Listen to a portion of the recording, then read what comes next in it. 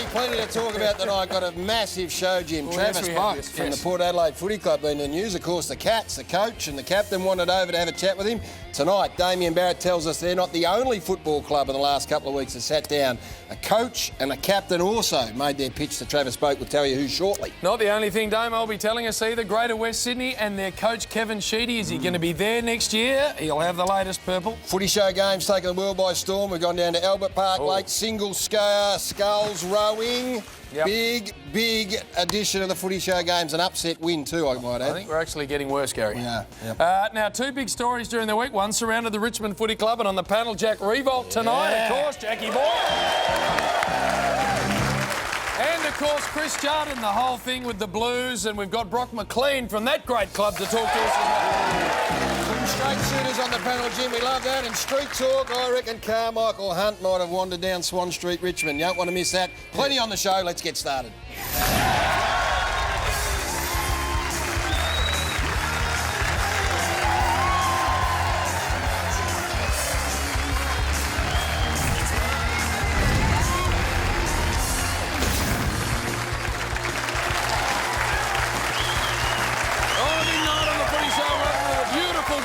Precinct. And I'll tell you what, the panel, of course, massive part of this show as always, so we're going to get him out straight away. And let's start with the goal-kicking superstar from Richmond. Make him very welcome, Jack Revolt. And from the Blues, a midfielder in very good form, Brock McLean.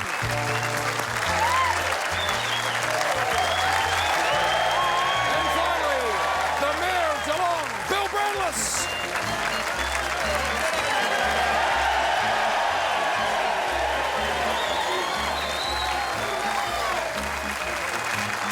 Very nice to have this panel, a very topical panel, Jim, given the big story through the week. So looking forward to talking to them, but also looking forward to talking to this man who at 68 years of age has taken the footy show games by storm. He is, of course, the 300-game superstar from the Geelong Footy Club, John Sammy Newman.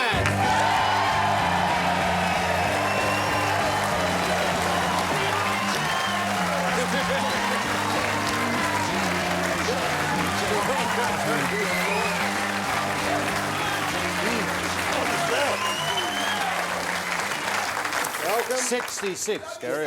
66. Thank you, mate. 66. I am. Give or take a year. Now, lovely to have you. Don't interrupt me. I want to get something off my chest. Now, I'm not a great devotee of televised football, but I want to say this. The broadcast of last Friday night's game between Carlton and the Kangaroos was an absolute inept, reprehensible disgrace. And the sooner that I think his name's David Mott, who's in charge of programming at Channel 10, gets his commentary team together in the little porter hut they call their main office. Don't interrupt me. Don't interrupt me. As soon as Spotty Motty, gets his commentary team together at 10 and sacks some summer... Sam, not Channel 10 on Friday. I haven't done the footy for a year or so, Channel 10. What? Not Channel 10. Don't go down that path. They have been out of football broadcasting for a little while. Belt me in the plums, Gary. They'll go ding-dong. No, it wasn't 10. You are joking. No, it had to be 10. No, it wasn't. 7 wouldn't have missed the greatest and most important incident in the world since Neil stepped out of the lunar orbiter module and stepped onto the planet Moon in 1969. You're talking about Juddy. Of course I'm talking about Juddy. Yes. 7 wouldn't have... Bruce wouldn't have allowed that to slip under the radar.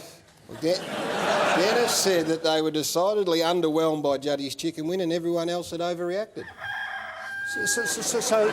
So help me, it was 7. Of course it was 7. They've paid over $1 billion for the football. They've missed the biggest thing that's ever happened, and they were going so well up until now. Besides putting ads on when all the goals are being kicked and we miss them when we come back. And what about the mega wall? Have you seen that? That's how they got 48 television sets up here on the one screen. They even, I'll tell you how well their mega wall's going. They even had the radar, you know, to see if it was raining, on the screen when the game was being played at Etihad. How much chance rain would fall. People are there sitting... What's that noise on the roof? Anyway, that's rain. That happens and... No, mate. What? No, this is ridiculous. Well, you cannot have the national broadcaster broadcasting football and miss the single biggest in their own incident words, that they didn't might define the path that Carlton are going down, let alone the competition, and have a Brownlow medalist rubbed out for a chicken tackle on a wing or something. And, Gary, no, seriously. They said it wasn't a big deal. So well, anyway, did Lackey get him in and sit him down and say, hey, boys, come on. I'm not sure. This is ridiculous. I'm not sure, but we can't worry about that. We're going to move on. Separate commentary team unlucky that the Foss was watching. Yeah. And Brett Kirk, they had him in. He's going okay. Why didn't he go? Why didn't they go down to the boundary and say, Dennis, Bruce, incidentally, there's a huge thing going on here. Judd's been reported and someone's dislocated their shoulder. I think you better cut. Why didn't he say that? We get your point. You've made it, I think. Mate, come on. No, this is ridiculous. We want to talk about is the other big footy story, of course, and involved the Richmond Footy Club. So please welcome Jack Revolt. Jackie. Hello, mate. Lovely to have you on. Opportune that you're on the show, given what happened last Saturday night. Or Saturday afternoon. I mean, a week down the track. How's it been? How's the week been at Richmond? Well, it was a pretty quiet plane trip home. I don't think 45 blokes said one word on the 3.5 hour flight back from Cairns.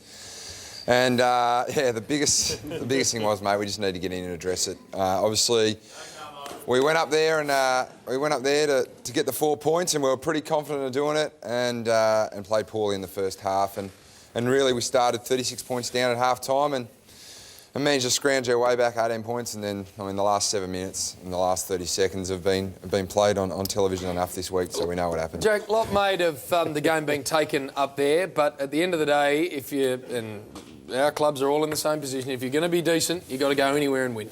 Well, that's it. And I mean, we went to Darwin last year and lost. We went to Cairns last year and lost. Games where we sold for $500,000. And we signed in a 3-year contract with Cairns and the Queensland Sports government up there, and I mean we'll stick there and we'll go up there again next year. And there's no excuse. We're going up again next year to win. But the situation we were in 2 years ago, we needed the cash as a club. It's football department spending is pretty relevant now, where teams are on the ladder. Collingwood are spending the most, West Coast are spending the most, Adelaide are spending the most, and unfortunately our club doesn't have that sort of resources, and we needed to look elsewhere and we needed to find some cash, and we did.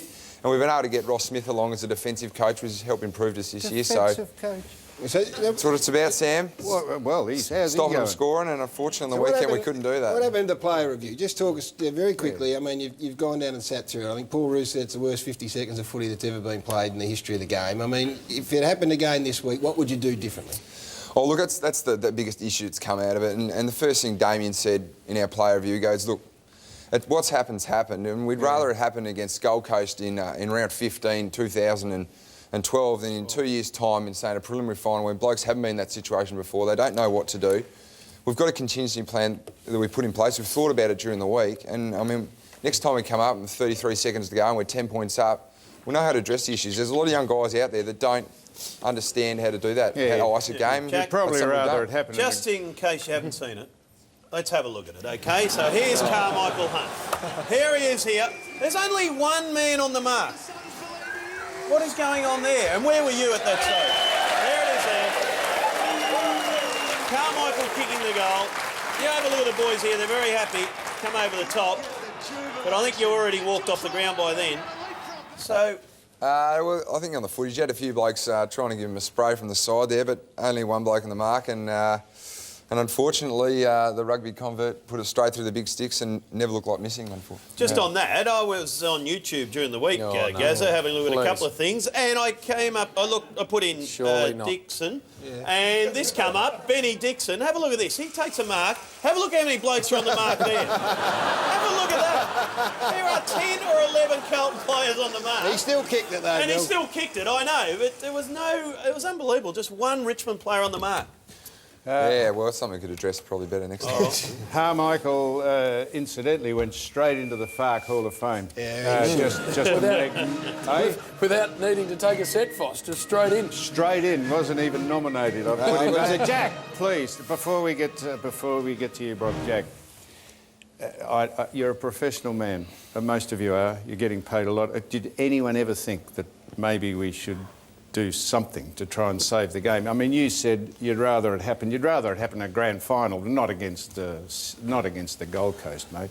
Well, you'd rather that happen against the Gold Coast than happen in a grand final and lose a grand final, I would have thought.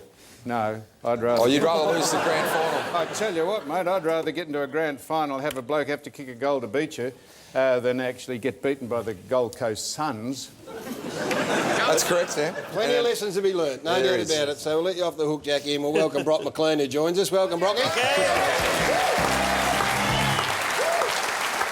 Footy Club had a big week too. First of all, ladies and gentlemen, off the top, we've got to congratulate Brock, because your career, mate, was at the crossroads, fair to say, and I reckon your last month of footy has been outstanding, given that the Blues have been struggling and you've stepped up. Your stats are unbelievable. You've averaged something like 26 possessions and 5 clearances and against the flow. So I reckon everyone should put their hand up. Congratulations. The Juddy situation, of course, would have dominated. How's he been around the footy club? Oh, look, he was little bit disappointed yesterday. Certainly it got a lot more airtime than we thought it would have, but, you know, Chris Judd's a champion bloke and a champion footballer, and it's just a shame that, you know, a little incident like this, which he isn't proud of, but that it did get the airtime it deserved, and some people, you know, are getting into him and calling him a dog and all that sort of stuff. It couldn't be further more from the truth. So, look, obviously it doesn't look great, but he said he's sorry, and we move on. Yeah. I mean, at that time, North Melbourne had kicked 7 unanswered goals. I'm not sure whether he felt that it was his role to actually try and do something, and was that playing on his mind? Well, the bloke gets tagged week in, week out, and has done since probably his first game. So for 10 years, he gets tagged every game. So sometimes he's going to get frustrated and maybe lash out a little bit. But as I said, not his proudest moment. But we move on, and we've got a game to play this week. Yeah, Man, he gets... I couldn't agree with you. Well, hello, Brock. I couldn't agree with you more. He gets frustrated, anxiety. I mean, I'm sorry Lee Adams is missing a few games, but God almighty... He's playing, is he, Lee Adams? Hoping to play. Yeah. He's going to play. It was unusual, Sam. Who's playing? Lee Adams, the man that's shoulder came out. Oh, so he dislocated his shoulder and he got 4 weeks and he's playing this week. I don't know where the dislocating of the shoulder come on. He gets tagged every single week. And we don't condone it, but give him a break. No. Well, not a break. Give him seriously, it's not that big a deal. Now, let's talk about Brocky. And you've been in a little bit of trouble for tweeting. You like your tweeting? Yeah, I don't mind a tweet. Even the President, Sticks Kernahan, said no more tweeting, Brock. That's right, he gave me a week ban. And we might have a look at the controversial one, if that's OK with you. If you have to, mate. Here it is here. We're supposed to be home, have a quiet night, but Mum has just rocked up with a slab of VB cans and a pack of Winnie Blues. There goes that idea. Now, that is true, isn't it? Yeah. That is true. Bill was on the couch and got a knock on the door. And, no, the tweet was true. Mum rocked up with a slab of Vicks on her shoulder. And how many did she knock back?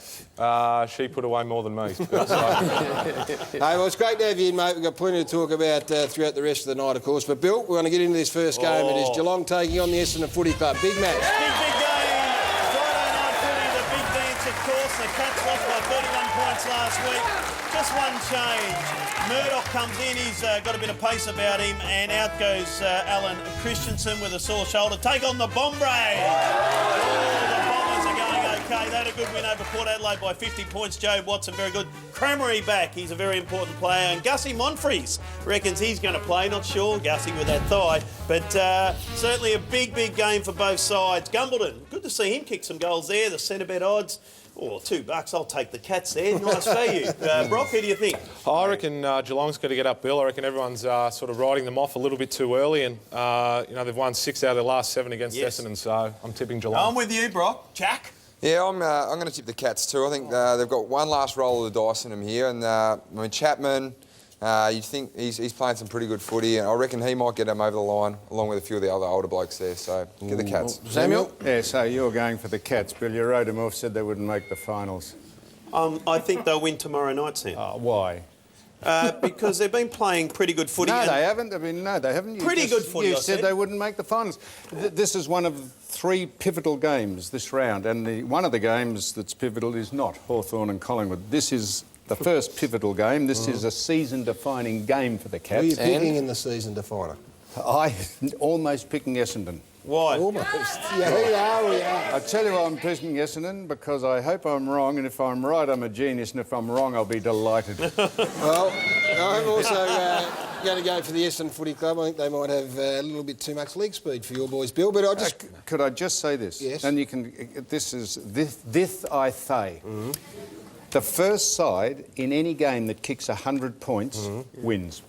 Now, you think about it. If you kick 100 points, 17-3 gets you 105 points. If you kick that by three-quarter time, you've won. I reckon that'd be a fair point. No, you go back. The first side to kick 100 points, no matter when it comes, wins the game. Bill, I want to talk to you about Travis Boak and what your club, the Geelong Footy Club, did throughout the week. Brazenly, it has to be said. Brazen.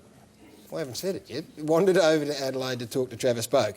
Keith Thomas, the CEO of, I think he's the CEO, Jim, of Port Adelaide, had this to say: we respect Geelong very much, but if we went over there and bowled into Geelong with Joel Selwood, I'm sure Brian Cook, his players and supporters would feel more than a little disrespected. Subtle conversations are one thing, but arriving with a shiny buttons and a brass band is quite a different matter. Shiny buttons and what? A brass band. Let's have a look at the vision here, because, to be honest, I'm sick of it. There they are. Can't see a brass band, can't see any shiny buttons. Joel Selwood, the captain, is in trackies. Bill. Jimmy Bartell, Bill. Chris Scott couldn't give a stuff. They Bill. went over there. It's all above board. I didn't see any camouflage. Shiny buttons and a brass band, Gary. he said they wandered into town They with. walked in there and flew in. Everyone saw them. They were on camera. Bill. Nothing hidden there. Shiny buttons and a brass band. They've wandered into Adelaide. Gary, I'll tell you what. My friend, now, that was not a brass band. I will tell you, Gary, what a brass band is. This is a brass band, my friend. Have a look at it. This is a brass band. You got drums. You got the bass drum and you got the snare drum. There's a cornet. There's a tuba. There's a trombone. There's a trumpet. There's all different types of horns.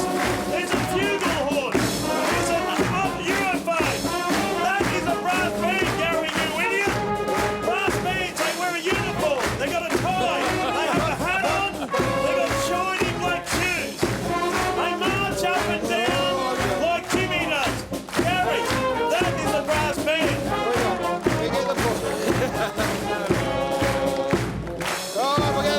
The brass band are going to take us out to the break. There's plenty more still to come on the Footy Show. Tonight, on a massive footy show, Jack targeted the boss earlier in the year, but which footy show favourite has he got in his sights this time?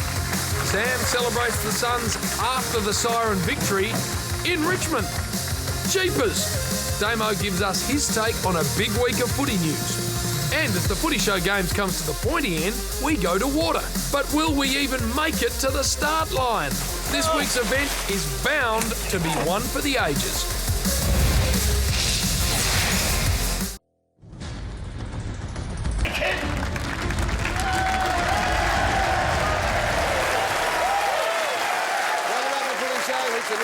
Shelley's most powerful tradie and home gym and hardware. Shelley's proper hardware store.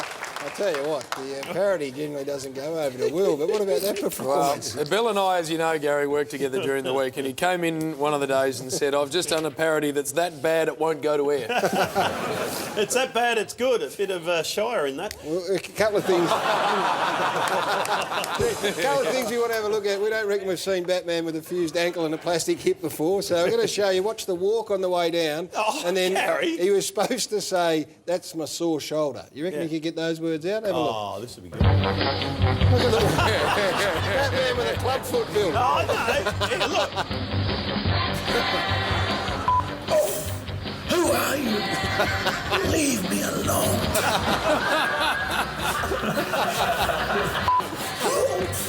Who are you? Leave me alone. A bit American, a bit of... Hey, that's my shoulder. Hey, that's my bad shoulder. What about that acting?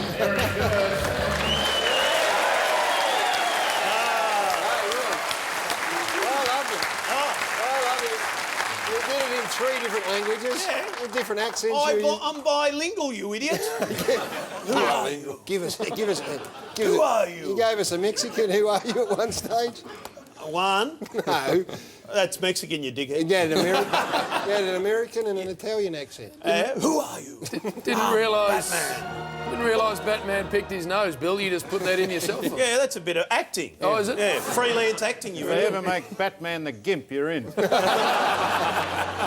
right, we need to get stuck into the next game. The Western Bulldogs take on the Blues. Lost 7 of their last 8, the Dogs. Big list of ins: Gian Syracuse, Austin, Grant, Beach, Premi and Pierce. There they are. Of course, Boyd having a very, very good season for the Blues. Thornton, Russell, Bell, a couple of new names all come in. And there we have Murphy with a big return to form after missing a lot of footy for the Blues. Bill. Yes. What do you think? I think Carlton will win this one. Just. Levi Casbolt, he'll be obviously your ruckman. Yeah, big debut for Levi and thrown straight in the ruck. So he's going to have his challenges on Saturday night. He will. Who'll win this one? Oh, I'm not going to say the Bulldogs, Billy, am I? Jack? Yeah, well, I was just Definitely.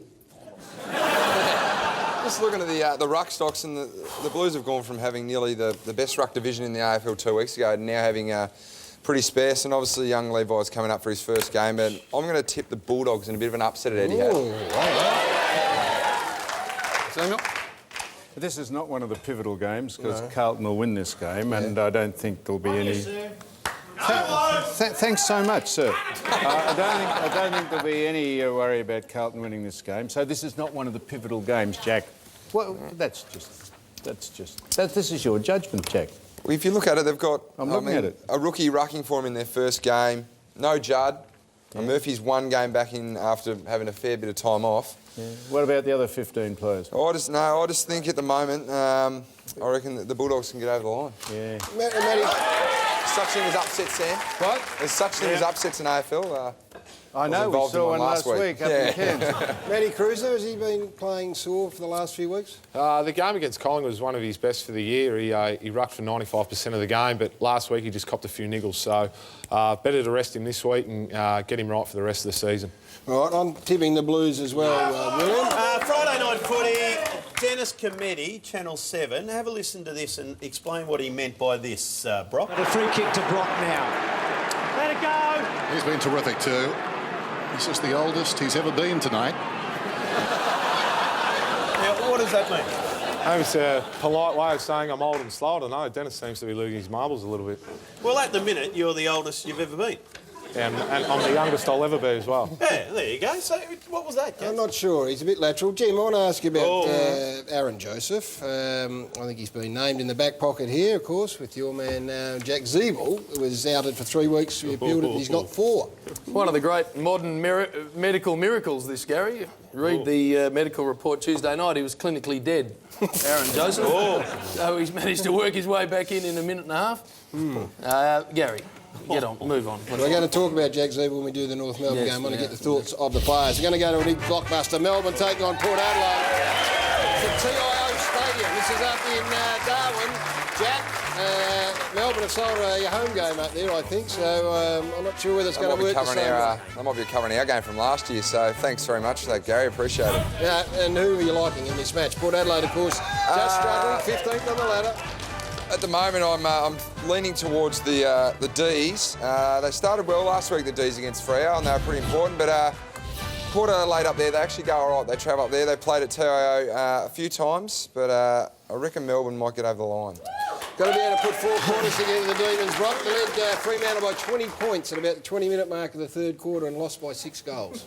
Yeah, the end of their game last week wasn't that great, Gaz, but they're 2 from 2 up at TIO, so I'm tipping the D's in a close one. I think Port Adelaide might win this one, Gaz. Travis Boak's been in great form. Have a look at this. He's been tracked down here by a couple of reporters on the way to training. Now, you've got to listen to the end bit. It's fantastic. Are you leaning more towards the same? The cameraman walked into a pole. And one of the reporters has walked into a pole. Oh! See if we can get that can up. we get that up again? Let's have one more go at that and have a listen to this reporter. That before, Are you Gaz. leaning more towards the same? Samuel, this is your second side, the Demons, going up to Darwin. And some of the lads were going to go on a vintage car rally up to... but we thought it was in Adelaide for a while. We were going to go through the Barossa, but we're going to drive up via the Barossa up there. And, Darwin via Adelaide? Via Adelaide. We're going up the centre. And we're going to maybe take a couple of the old Jags up there. Yes. Maybe imbibe in a... Well, we got the crowd involved. Is this a pivotal game? You'd be joking, wouldn't you? It'd be lucky to be a game. Who are you tipping, Forsell? Well, I'm not sure if we can go up into the heat. I think they've beaten the Port Adelaide up there twice. Up in Cairns, have we? Undefeated at TIO Stadium, the Demons. I don't think the Jags like hot weather. We mightn't get that far up, but we might have a light Beaujolais somewhere on the way up. Gary, I don't think we could. I don't think we can win, to be honest. We did that game on the weekend, Melbourne, and they were right in it until about the last 25 minutes of the game. Played their best. Far away. They played their best footy of the year, Jim. No, they did. They were. And There was then nothing wrong with the footy they played. an enormous hole, which is an absolute worry. Yeah. But I think they'll beat Port Adelaide. There you go, at TIO Stadium. So for what it's worth, I've been wrong before, but time for Sam's mailbag.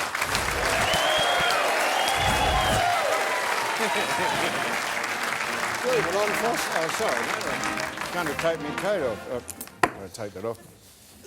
Now, Today. Now, this is from Julius of Aspendale. Says Julius, I have written to you 16 times over the past 19 years asking for a letter in return, but not once have you replied.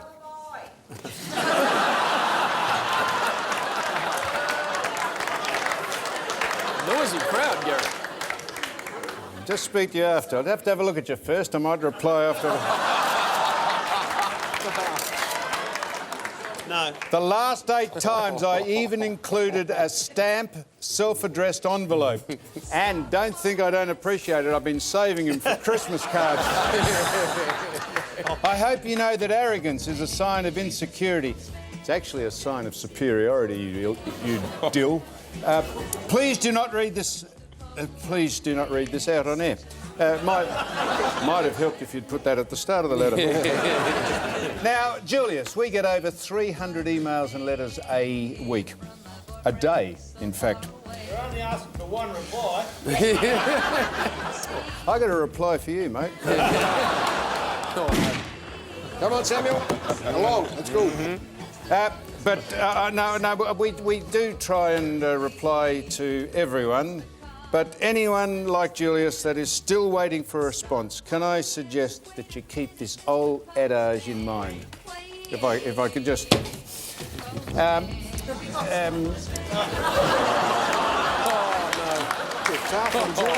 Come on.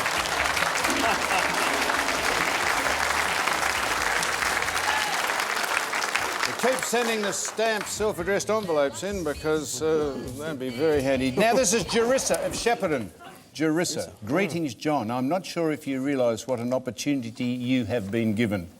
Thousands of people tune in each week to watch your mailbag segment, yet you fill it with rubbish.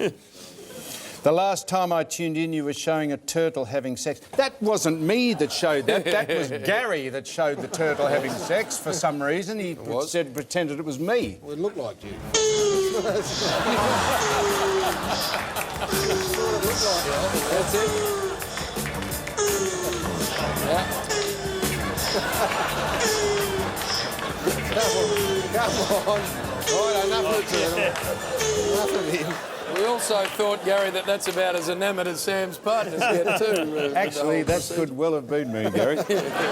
John, says Julius, I want to clean up the world, clean up the oceans, and you can help. Forget the immature jokes and talk about the environment. What do you think? I tell you what, Jerissa, I reckon we can accomplish both. We can speak about rubbish and we can help clean up the world. What about this?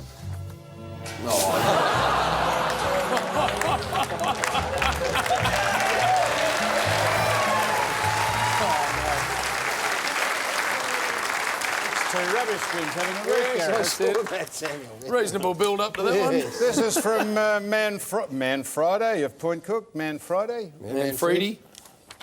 Manfredi.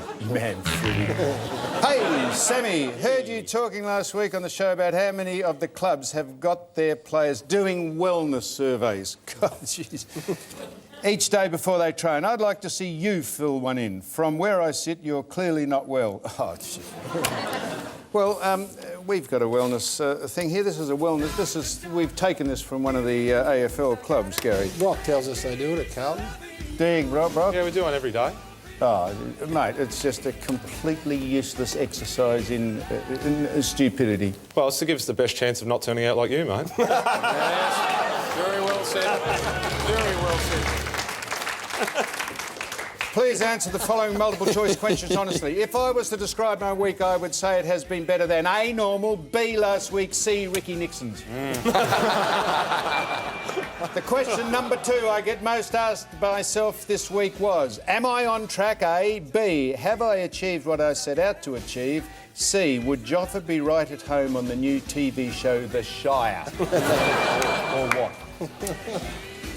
3, what makes me laugh is A, myself, B, others, C, Lloydie's absolute schmozzle at trying to do something athletic besides play football.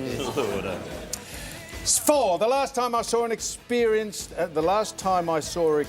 a pressure point applied correctly was A, by a Chinese herbalist, B, momentarily on Channel 7 Friday night, but I was underwhelmed by it. Or on Hurry Up. And none of the above. But this was the last time we saw pressure applied properly. This was the last time. Pressure point! Pressure point! Pressure point! Pressure point! Pressure point! Pressure point!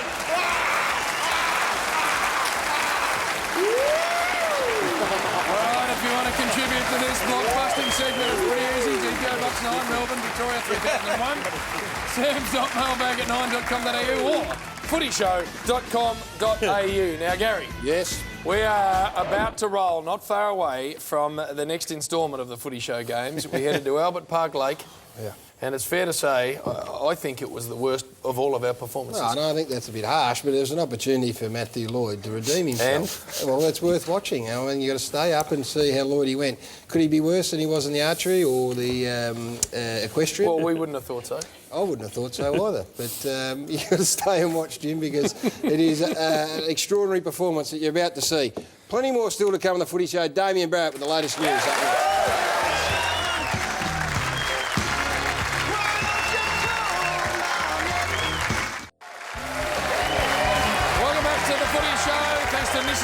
Australia's most powerful tradie, great friends of ours, of course, as our home timber and hardware, Australia's proper hardware store. Bit of footy news kicking around, Jim, as always, of course, and our man on the spot, the best newsbreaker in town, joins us. Please welcome Damien Barrett. Travis Boak has been the subject of plenty of news. We spoke about it in a light-hearted manner with Jim, of course, with the Cats going over to Adelaide to have a chat with him. Now, that's got all sorts of people talking and whether or not it was the right thing and the ethical thing to do. But tonight we can reveal that they're not the only club that has sat down with Travis Boak in the past couple of weeks. Yeah, Gaz, they're not. And the key to this whole debate is looming, given free agency, and also the fact that Travis Boak is not a free agent. But he has been spoken to by another club in a very similar way to what the Geelong Footy Club had done. And that club we can reveal tonight to be North Melbourne Footy Club, who met with him in recent times in Melbourne. In attendance was the coach Brad Scott, also the captain Andrew Swallow, as well as the sports scientist at the club, who's very highly respected and well known to Travis Boak, Steve Saunders. They met in Melbourne with Boak and his manager Tom Peturo at a private residence. We spoke with Brad Scott tonight. He confirmed the meeting, confirmed his own attendance at the meeting. Didn't want to say any more about it than that, other than to say that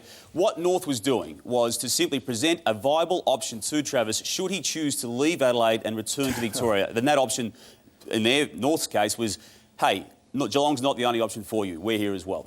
Jim, what do you got to say? No, I think that's absolutely spot on.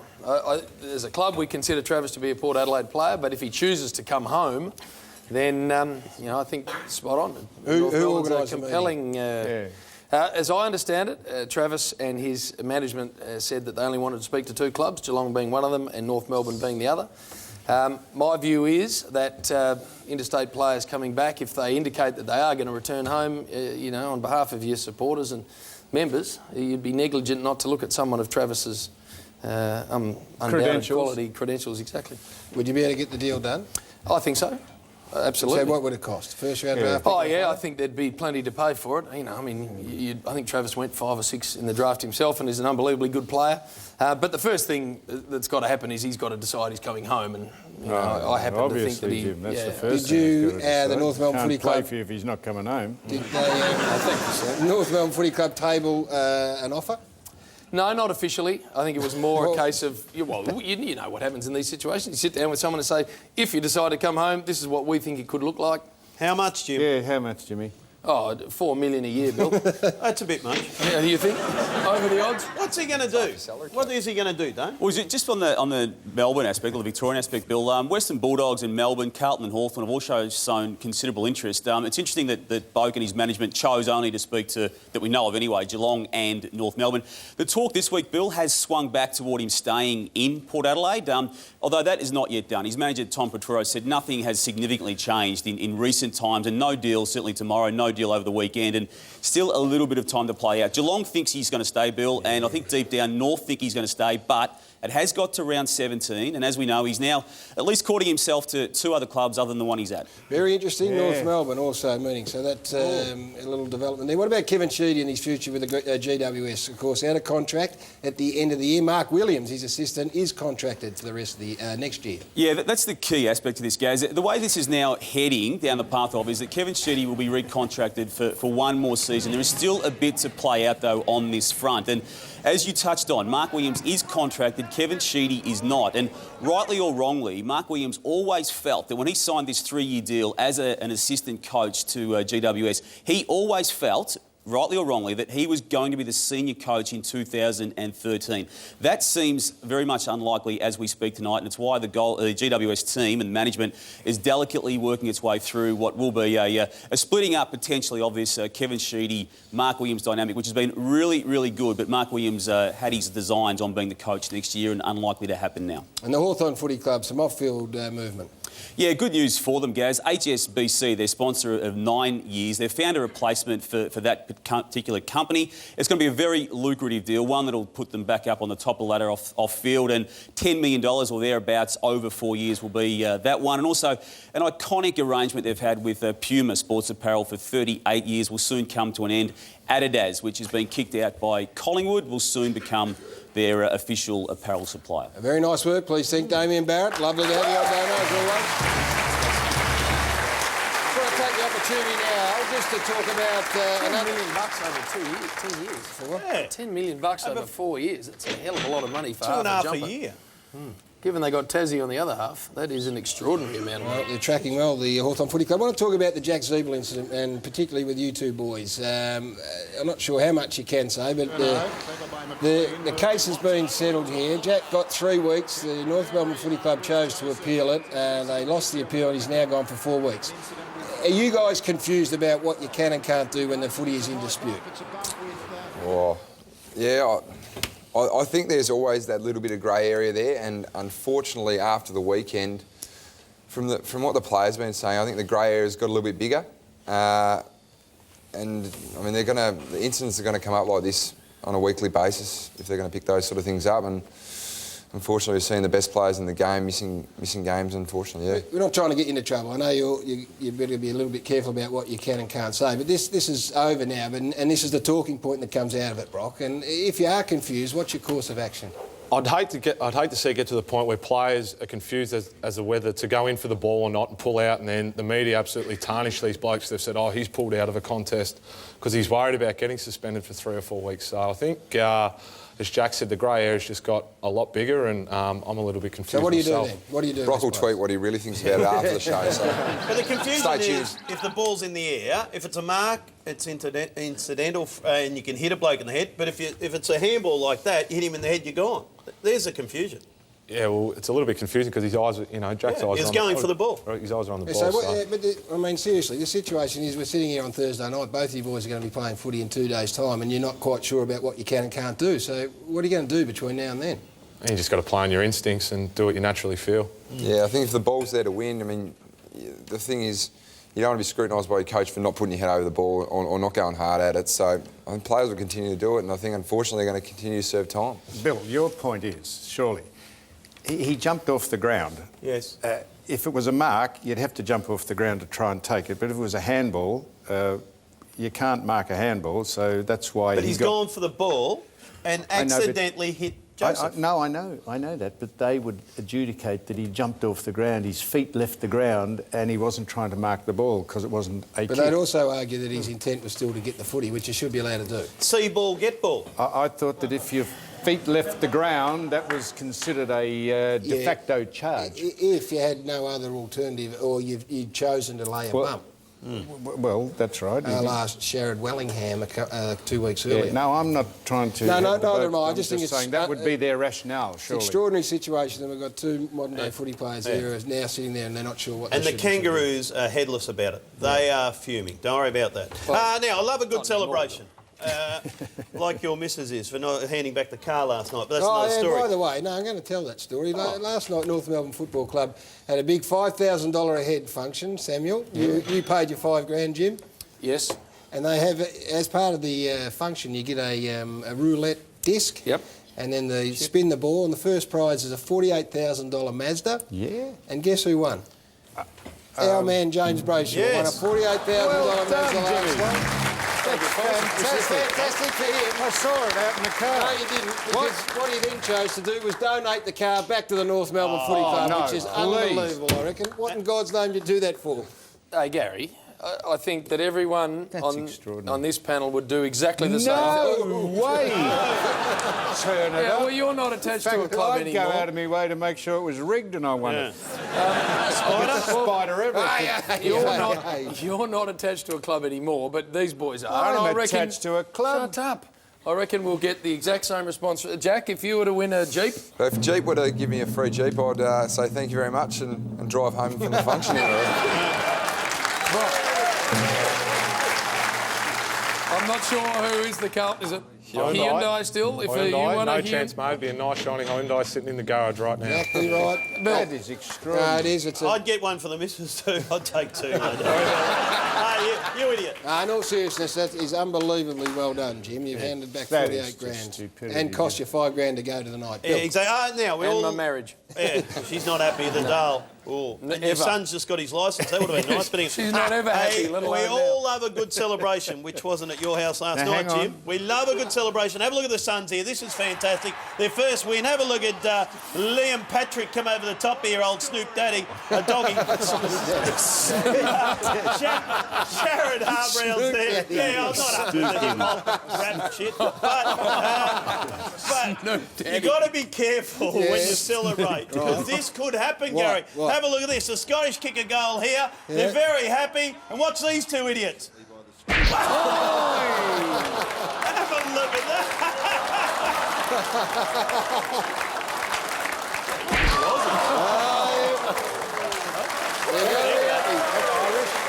Scottish, I think. Let's talk of the Gold Coast Suns. They take on the Brisbane Lions in the Q Clash, of course, the two Queensland teams. Beating Richmond by 2 points. Brisbane Lions. Also, Brock have been in good form, went down by just 13 points to St Kilda, been a lot better in recent times. Who are you liking, Brocklesby? Oh, sorry, guys. Let me go for Brisbane, Gary. I just think they're playing a little bit better footy at the moment, and they'll be too strong for the Gold Coast. Daniel Rich, a big out, Jack. Massive out, and the Suns' media department's been playing up with him during the week up in the Gold Coast there, so there's going to be a bit of a clash, and it's good to see that Snoop Daddy, or Liam Patrick, is lining up on the half-forward flank again for the Gold Coast Suns, Bill. Yeah, and 25 cents there and everyone. The bigger, stronger, tougher Brisbane Lion boys will come out and they'll flex their muscles and they'll get rid of those little Gold Coast boys. They'll win easy. Samuel. I think so. I think so, Gary. Could I just say another person into the FARC Academy is a young man called Ahmed Saad.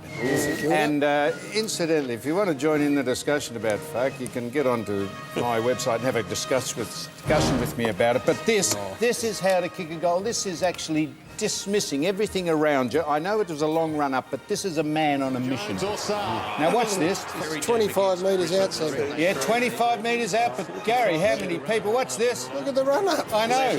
Look at his eyes. Where is he? Look at his eyes. Kick it, man. Look at him. What is he going to kick it? He's just getting himself He composed. hasn't started running yet. There he goes. He hasn't started. And what happened? Oh, the nice shot. Yes. Look at He'd been watching that Forrest Gump movie. He long was run going to up. walk around the world. Did it well. it. He plays for St Kilda and they take on the Sydney Swans. Who, by the way, what a season the Swans are having. What a footy story this is. This club is unbelievable. Smashed West Coast in Perth. Armstrong, Dennis Lane and Walsh in for the Swans. As we switch over to the Saints. And they welcome back BJ Goddard after a little spell on the sidelines. Malira and Stephen come in as well, Willis. Oh, good ins there. Unbelievable ins there. What about Mike Pike? He is flying like the Sydney Swans. They've gone under the radar. They've got the fullback, All-Australian fullback there in Teddy Richards. Going beautifully, the Swans. They should win at the SCG, I would have thought. Brocklesby? Yeah, definitely, Bill. I think Sydney's midfield are one of the most underrated in the league and just getting the job done beautifully at the moment, so I think they'll be too strong for the Saints. Top of the ladder, Jack. Yes, and very hard to beat on their home pouch. And look, BJ Goddard's good to see him back after 2 weeks of anger management courses. And young Jeddah from Sydney, you think he'd be nearly the half-forward flank All-Australian this year. He's kicked something like 36 goals and is an electrifying player. Nice to have Brennan Goddard back in that St Kilda side. Oh, absolutely, guys. And now this is the second of the pivotal games of the round. Okay. The first one being, Jack, Geelong and Essendon. That's it. And this one is pivotal for St Kilda because they've got to win this. You think they're going to win? No. No. I'm with you. I think this Sydney Swans side have been undersold all over the place. Underrated, undersold. I think they'll beat St Kilda. Bill. Under the radar even, go. Even. You can use mine. Now, we interviewed on the Sunday Footy Show, very good show, 11 a.m. Sundays. We interviewed Stephen Milne after his 250th game. Here it is here. Now, this has been huge on Facebook. We didn't pick this up when we were doing the interview. One of the St Kilda players is doing the old walk down the steps in the background, which is fantastic. Yes. We huge on Facebook. Didn't pick it up at the time. So we've got the player here, and he's in silhouetted. He's incognito. Here he is here. I want you two boys, you know the St Kilda players, to tell me who it is. We'll have a look at him here. Don't say anything yet. Now. Hey guys, it was me. I was just going to fess up on the footy show that I was in the background of Stephen Milne's 250th interview. So that's him, all covered up there. Who was it, do you reckon? Sounds like Darren Lockyer. No, Jack? I think it might be young Sebastian Ross. Oh, geez, you got a bit left field there, Jack. Who's a bit of fun down there? Oh, yeah. Who do you reckon it was, boys? I don't know. Sam? Nick, That sounds like the late Marlon Brando out of The Godfather. Let's have a look. Here we go.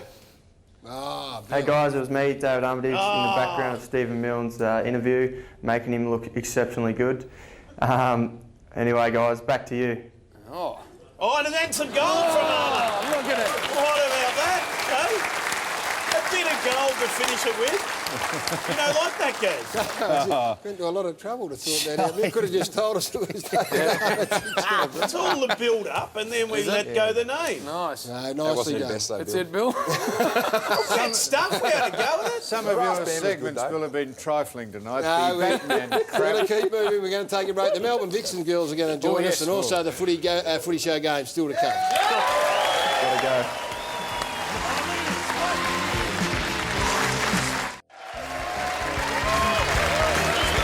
Welcome back to the Footy Show. Thanks to James Bogues Craft, and we have the old Geelong Footy Club. There they are in the audience, coached by Frankie Donnell, whose boy played last week, of course. Now, Jack, you got your dough last year from James Bogues Draft. We gave $1,000. Brocky, who's your club? Mighty Aberfeldy Football Club, Bill. Aberfeldy, there you go, $1,000. Well done there, beautiful. And time now for Almost Footy Legends. And we're going to go straight to it. First one, Morty Alec versus St Paul's East Bentley. Have a look at this, hanger up forward. He goes, oh, you're guilty. Not bad there, Bill. Second up, we've got the Yarrow on the Hang kick. on, have a look at it. Bit of Went a bit early there. Yeah, a bit ace courty. Second up, we've got the Yarrawonga Pigeons versus the Murderford Turtles. Turtles? Big Fevolution here. Put a big bump on one of his teammates. Oh. Scott the Devil Jury. So look at that. Scotty's getting laid out by the Fevolution. Have a look at that. And speaking of the Murderford Turtles, here they are up against Albury Tigers. Bit of soccer here. Have a look at this. Bit of soccer. Not sure if it hits a post here or comes back somewhere. He has a soccer shot at it. He has another go. I reckon it hit the post 3 times there, Jackie boy. Which one did you like? I'm thinking Fev and Scott the Devil Jury in the second one. Yarrawonga versus Murderford. All right, what the crowd think? They like the first one, the big hang? What about Big Fev knocking over his teammate? Any support for the soccer boys? Oh, hey, well done, Adrian Bennett from Baruga. You have won this. Thanks to James Bogue's draft, our weekly winner experiences the pure thrill of taking home $1,000 cash, while our runners-up receive $500 each. James Bogue's draft. The pure Tassie water makes everything better. At the end of the year, our runner-up pockets $20,000 cash thanks to Deep Heat, providing fast temporary relief from muscle aches and strains. Deep Heat Is the stuff of legends. Thanks to Home Timber and Hardware, our major prize winner drives away in the ultimate tradies ute. Valued at over $46,000, this powerful 4-wheel drive is a tradie's best mate. It'll help you do a proper job next time you pick up your gear from Home Timber and Hardware. It's all thanks to our great friends at Home Timber and Hardware, Australia's only proper hardware store.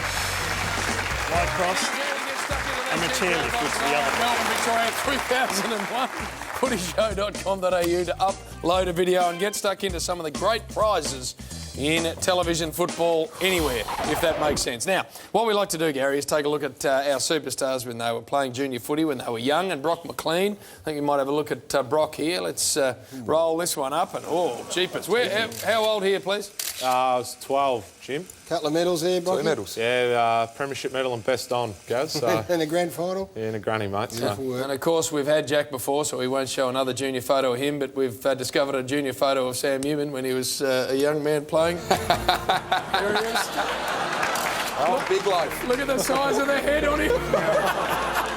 Now, I'm glad you've shown that, because I don't know if you know this, I'm a life member of the MCC. That's mean I've been a member for 50 years, and that, you would know this because you're not allowed into the inner sanctum. That is hanging up in one of the corridors. It is? And I spoke to an attendant who said that that was not real.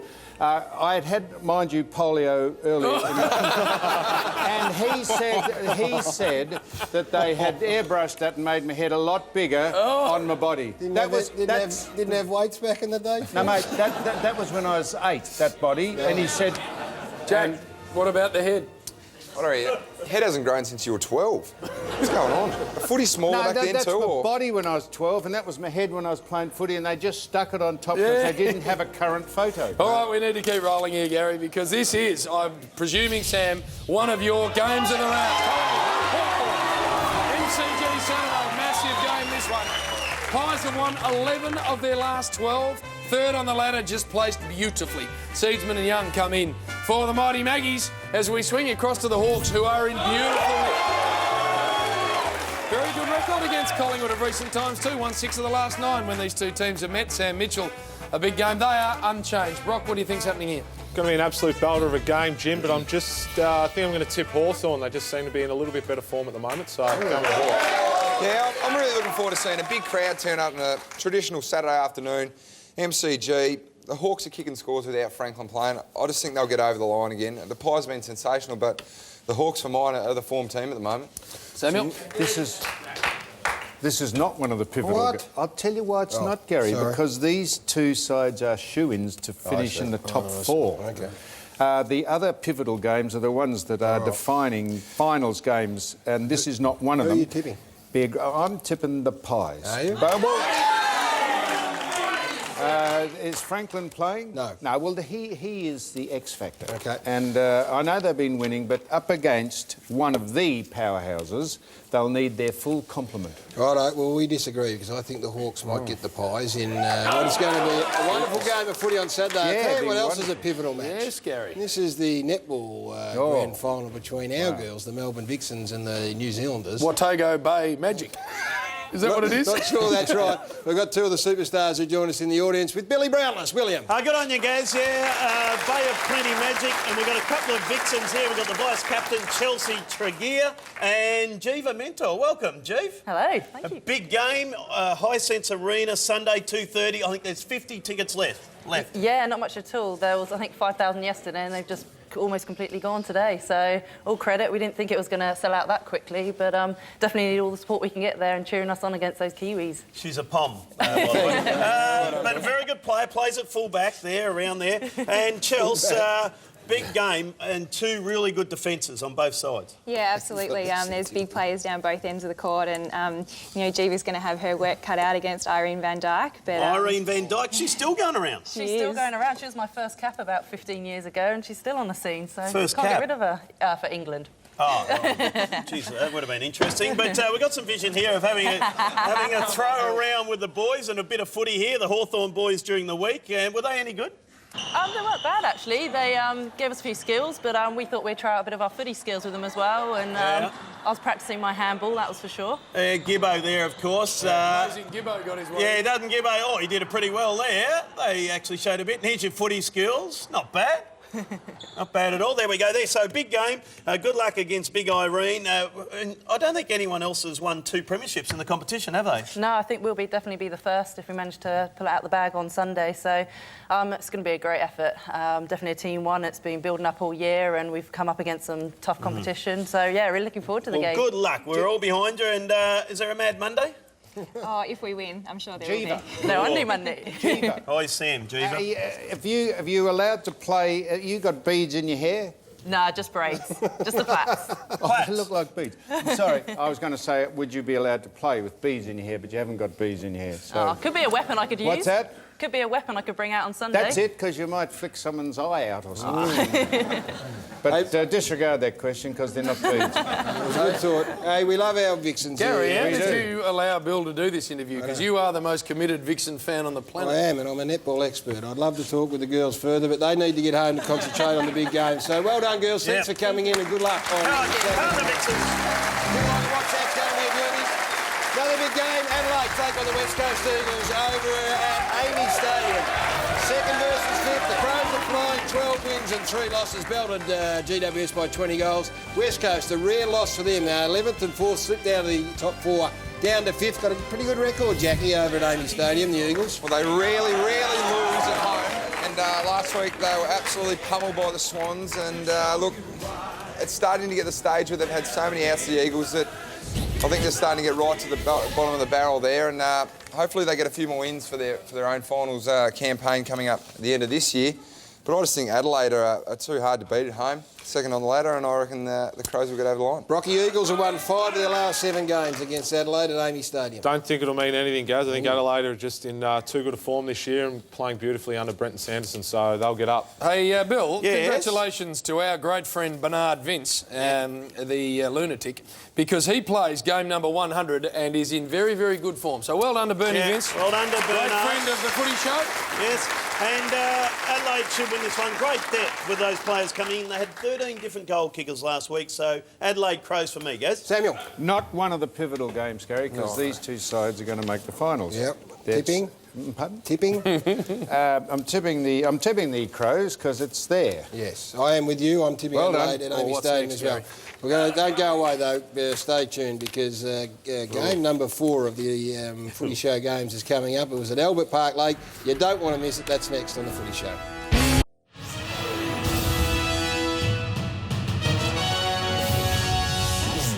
Sink or swim here today for the Footy Show games at Albert Park Lake. The only GP here today, Sam's doctor, on standby. It's -10. The water looks cold and the boats look skinny. Oh, well, Gary's chosen every one of these events, so I presume he's rowed his whole life. He'll probably be good. Well, you'd think the usual suspects would be good at rowing today. Gazza, who takes everything so seriously, and he's picked all these because he's good at them. It's a boat, got some paddles, or oars, whatever you want to call them, and you pull. That can't be too hard. My maximum speed, I'm hoping to get up to 40 knots. I'm not sure exactly how fast 40 knots is, but I've heard it on the news a lot. Sam Newman's my greatest threat today, and that'll surprise a lot of people, but he's a Geelong grammar boy. This is a private school sport.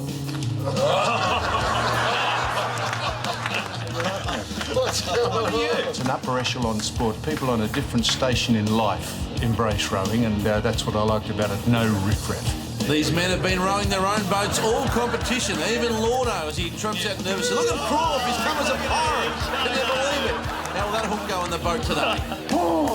Back, in, out. Lloydie's been the real dud of the competition. Very good, Lordo. You're looking good. You're looking strong. Posture is great.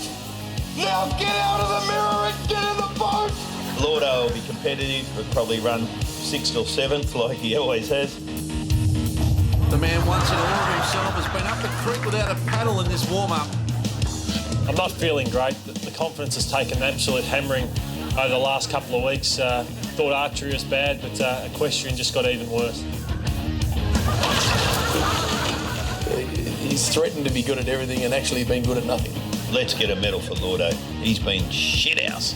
I'd like his misery to continue. Just a little question. How do I hold on with this? Do I hold it like that? Or do I hold it like that?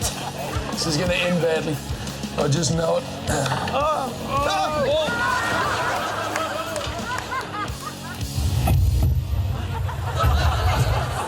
Attention, all crews. Where's the start? You start one across here. Quick start. That's a line. Row. And they're off in the boats in a scintillating start. Please do not adjust your TV sets. They're not frozen. You haven't hit pause. They're that damn slow. Look out, JB. You'll hit the Foss. No. Challenge into it at 1 knot an hour. That's a crash, though. There's bigger knots in Sam's stomach.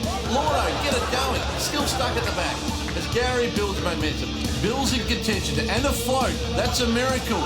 As the rescuers get out there and look for Lordo. He's like the scene of Castaway. Get it going, Matthew. Get moving. But there's Sam at the top of screen. Moving in on Gary now. Jim's back there with those puny little arms. And Lordo stranded as we come to the top. Sam in front, I think. Look at the private school boy just stroke it out at the top of screen. Bill in the middle of the top second. Coming through is Gary, and James back and forth, but it's the old Fossil doing his old school crowd. It's 2 canvases in front, and he hits the finishing line in front and winning. At St. Billy's second, Gary third. Ned binoculars to find Lordo. The shock winner, the old HMAS Newman, can't get out. There goes the hat. There goes the Foss. Oh, he kept it together for so long, and now he's back in ground. Someone help him.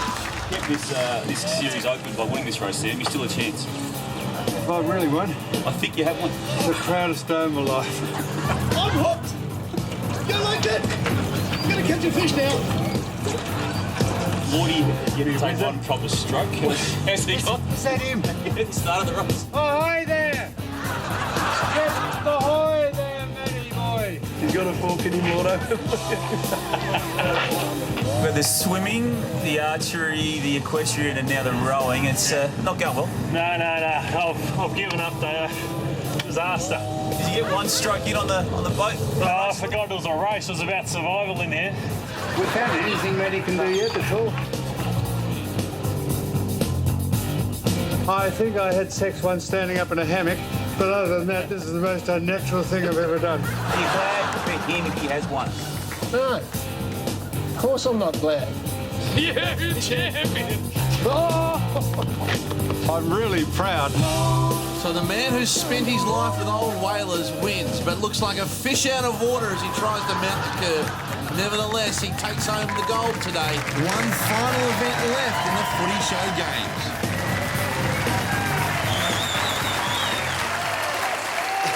Just extraordinary. It was extraordinary. Now, 2 things we must, before we congratulate the Fossil on an amazing victory, 2 things we've got to comment on, Gary. Yeah. Firstly, Bill broke a boat. Yeah, he did. I don't think that's ever been done. The seat actually broke under his enormous weight. He broke 2. No, he broke 2 seats. And I broke a record. Second I came. I was very good, yeah. And the second one is Lordo, who we were on the water for, I think, close to an hour and a half. Yeah. And he moved in a 10-metre area. That's it. But what happened, it was very hard to do, boys. It may look easy, but you could barely stay afloat. Balance. And then after 5 minutes, you sort of could slowly get the hang of it. And after 10 or 15, you could actually move. Matthew Lloyd didn't move. Yeah. I'm not joking either. Not the whole day. He just sat there and fell out twice. He did. Got back in and just sat there. There's something wrong with the man. Well, what we need to do, it is quite extraordinary. He was shattered at the end. Yeah, he couldn't speak, didn't want to speak to any of us, just got in his car and buggered off. Thanks very much to the parking attendant too at Albert Park for making sure he stung every one of our cars. Thanks to the rowing club down there. Well, we're going to say that, Sam. Sorry exactly right. about that, Rowing Victoria were fantastic, and we just need to give... This is their calendar. This is to get the team to London, and it is absolutely fantastic. There's Cameron Mackenzie McCarg and the rig on him. You're calling the rowing, Jim, I am calling the rowing. Sarah Tate's a ripper. There she is. Yep. And then we swing over to Tommy Larkins, who's a superstar, doing the exact thing we were just doing. Yep. But a new entry, Bill, October. Truly awful. There he is, the old Foozle. Hey, well done. That's your first win. I want to just show the leaderboard. We've got one event to go. It's tight at the top. I'll be up there. Shane Crawford, who I think out of sympathy sat with Lloydie for most of the day, so he actually came 5th, but he's on top. But it goes all the way down. Live chances. You're actually... no, you can't win. So I can't win. You can come second, and Lloydie's down the bottom. The rowing placings, you won, Bill comes second, and myself third, Jimmy fourth. Yep. Crawford hung out with Lloydie, and Lloydie didn't move. Look at Lloydie. He's on 7 points. 7. He's at home watching, and we can tell you the final event is taking place next week. DNF, Lloydie. It did not finish, that's exactly right, and it is... He didn't start. Not the blue riband, but the next best thing, it is the 200 metres. The big, flat-out race over 200 metres. How's Batman going to go? Well, he's got... old Clubfoot's going to have a handicap. You'll be right. How am I going to do it? What with those straight legs, Bill? I've got one hip and 1 foot. Well, it's all on. 200 metres. You ready for the 200, Samuel? Because what about the strings, Gary? I saw you do a hamstring. No, I've been training. Hey? I'm training. And Matthew, you reckon Matty Lloyd... Can Lloydie run? Well, that's something he can do. I don't know. He could lead and fall over and kick goals. Anyway, that's coming up. That'll be the final, and we'll have the final standings next week. But thanks to Rowing Victoria, Gary. The people there were wonderful. Because we were absolutely hopeless. No good. And they were fantastic, very patient, so we appreciate that. Big game. I reckon this is one of your pivotal ones, Foss. The Tigers take on North Melbourne. We all know what happened with the Tigers. A couple of big Inzo, Ivan Marriage back into the side in the North Melbourne Footy Club. Well, what about them? They are absolutely flying. 53 points they belted Carlton by last Friday night, and they need this one again, Jack, against your boys. But you must be happy with the ins to your side. Massive ins, and great to have Dustin back, and obviously Daniel Jackson. But Ivan's probably the biggest in there. He's pivotal to our form rise this year, and great to have him back in. But North going very nicely. Petrie 7 in 3 quarters last week, so he's going to be a big task for us. But look, we just need to get back on the bike and the horse. On the horse, in Lloydie's case, off it. But fair to say your Richmond faithful are going to turn out, Jackie, at the MCG and gather down the punt road end, and they want to see something from your boys. They do, and we've got a bit of a do going on beforehand. And punt road at the MA Bank, free barbecue and a bit of a get together and a bit of activities down there from 1 p.m. So get down there. It's to celebrate the Fighting Tiger Fund. We've raised $5.5 million on a $6 million trek. So great effort. 500 to go and 52,000 passionate members, and hopefully they're roaring loud there on Sunday. Oh, they're going to be there, Brocky, but North Melbourne, they haven't put a foot wrong over the past month or so. Saw them firsthand last week, Gaz, and they absolutely belted us, so they're in ripper form. But I'm going to tip Richmond. I think they've probably would have copped a bit of a sting off Dimmer Hardwick last week, and the big mullet's back in, so he's the key for them. So Tigers will get up. Yeah, it's a danger game for North Melbourne. Big Drew playing, is he? Yes, I think he's going to play. Well, very important. He kicked 7 last week. It was fine form. I think North Melbourne will win this one, but a danger game. But just before we go to you, Sammy, and talking about Matty Lloyd, he had on the Sunday Footy Show this to say about you, Jack. So have a listen to this. I just felt Jack Riewoldt yesterday. Every season for the last few years, he's a brilliant player, but he seems to be petulant at times and can sulk throughout a game. That was one shot he had where he tried the banana from a long way out. But this was one I was really critical of him. He's looking at the umpire here while the ball's still going, saying, come on, where's my free kick? And then he doesn't get it. He actually gets paid against him for holding the ball. And then the way he responds here when the ball is released, he just wants to talk to the umpire. He needs to be better than that. There's Matthew Lloyd. Hard hitting, Jack. Body language Biggs look at it? Write a reply, go on. Quite happy to take criticism from Matthew Lloyd, but I've been watching the show over the last couple of weeks, and I think I might have a bit of a one here for Lordo. So I'm going to go up to the big screen and I'm going to point out a few little things. It's taken over Purple's place. The big screen. Analyzer style. Now, Lordo, you're a champion of the game, and I do admire you as a full forward, but I think we might roll a bit of footage here, and I'll show you a bit of bad body language here. Smug, overconfident, basically up himself. Couldn't hit water if he fell out of a boat. Couldn't even hit the target here. Snatches it. Look at this. Walks off. Doesn't even shake hands with anyone.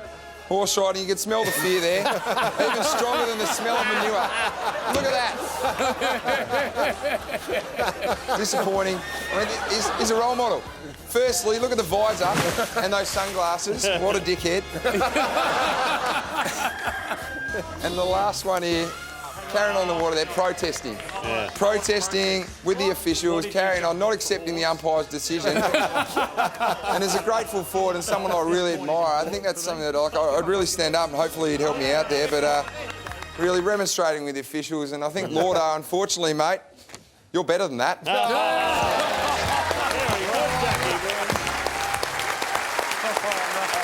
Very nicely delivered. Well done. Write a reply, Jim. Poor old Lordo. Fantastic. He's going to be watching at home, the great man. Samuel.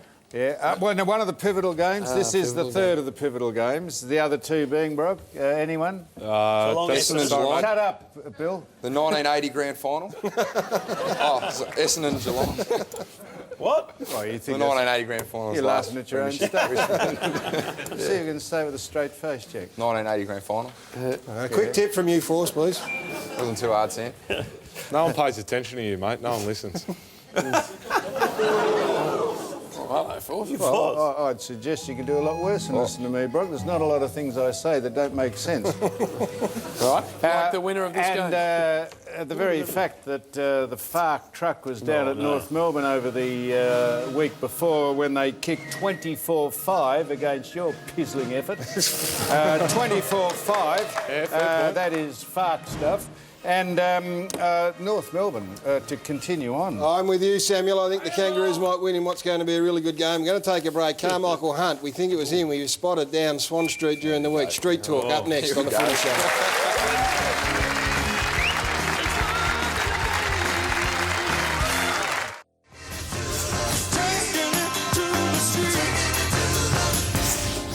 It was suggested after the weekend that I go down to Richmond dressed in a Gold Coast sunstrip. Well, how silly would that be? Not only would that be uncharitable, it would be disingenuous. Go! We're down here with Sammy Newman on the streets of Richmond, terrorising some Tiger supporters. Is that right, Sam? Yeah? Yes. Just talking to the mic there, mate. I'm lost for words. Hi, Todd! It's a Todd!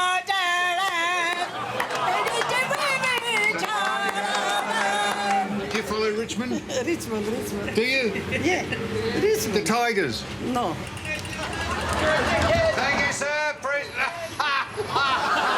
Did you catch Carmichael Hunt kick the winning goal? Oh, wasn't that fantastic? Well, was it? Because we're in Richmond territory. Oh, no. Oh, my God. It was the best thing I've ever seen in my life. I hate Richmond. The man who played rugby league came over and won the game, never having kicked a football in anger ever. So blow that toot from Michael. Go on.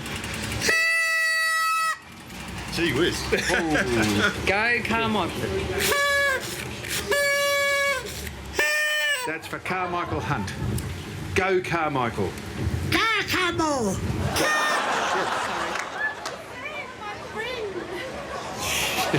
How are you? Do you know why I'm dressed like this? No. Do you care?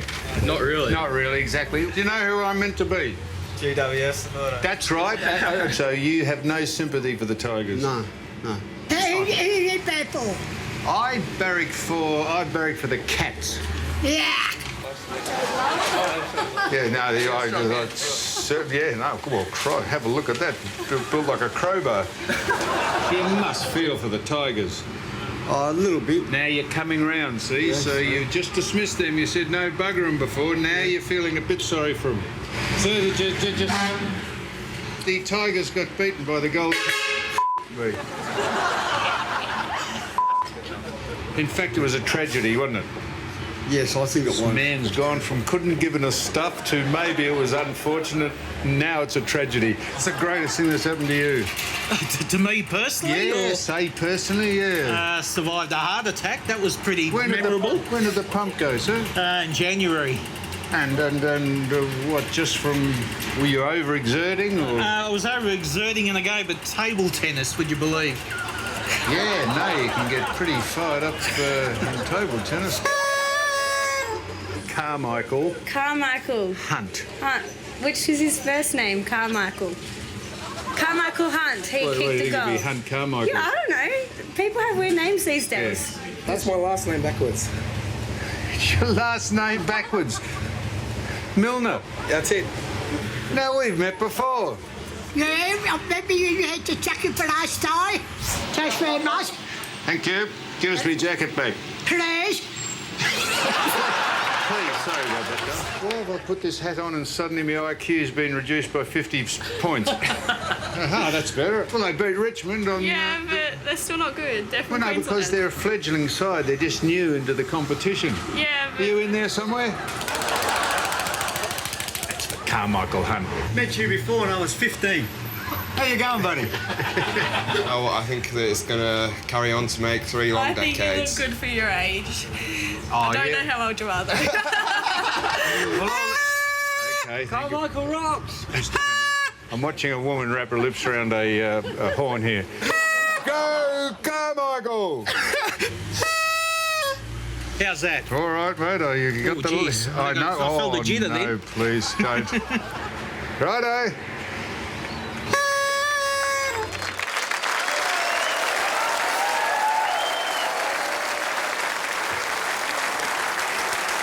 What's that?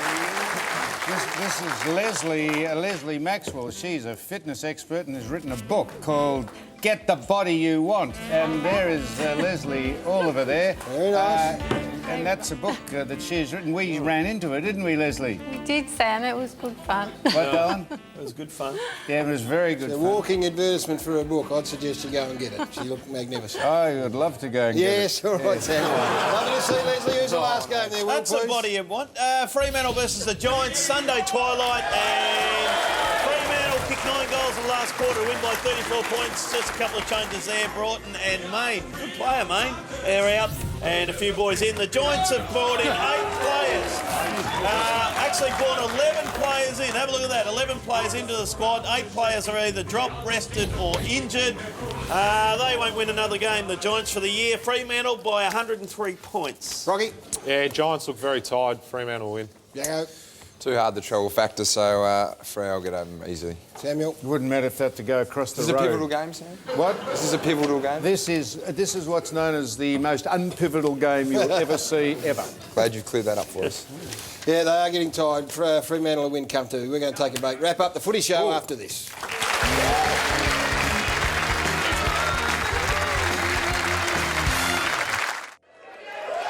Welcome back to the Footy Show. Thanks to Nissan Navara, Australia's most powerful tradie, home timber and hardware.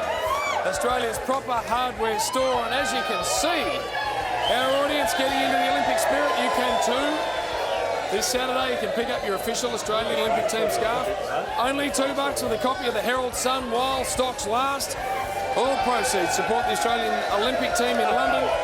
Great way to show your support for the Aussies while you're watching Channel 9's unbelievable coverage of the 2011 Olympics. There it is. Oh, nice. The Aussie scarf, the Arthur Gallant scarf. Yeah. Very nice Swiss. job. They're And whilst we're on the beautiful. Olympics, Jim, of course, takes off on Saturday. Jim, Yes. Sammy's going to call the rowing, so he won't be here next week. So we wish you well, Jim. Thank you. Do us proud over there. You can see how much I know about it on the pond at the Albert Park Incidentally, Lake. Matthew Lloyd has texted in and said the one thing he would be good at is punching Jack's head in. Well, we do appreciate Jack and Brock for coming in, boys. Good luck on the weekend. Big day to you too, Jim. Yep. Very, very big round of football this weekend. Good luck to your team. And also to the Melbourne Vixens. Hope they win. We'll see you next Yes. Thursday night. Melbourne Good night. Vixens.